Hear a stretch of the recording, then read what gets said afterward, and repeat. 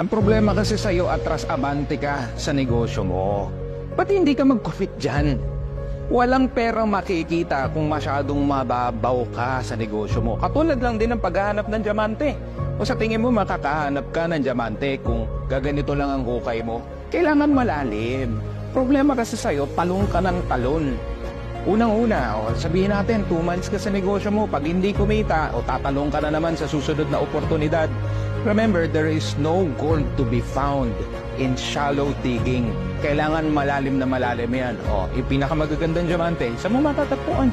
Doon sa pinakakailalim-kailaliman. Ayan ang problema sa'yo. Mag-commit ka na. Find one thing na sa tingin mo kaya mo mag-excel. Pag-uhusayan mo, ibibigay mo yung buong buhay mo. Tapos talagang tuloy-tuloy na pag-abante to. Hindi pwede atras, abante ito.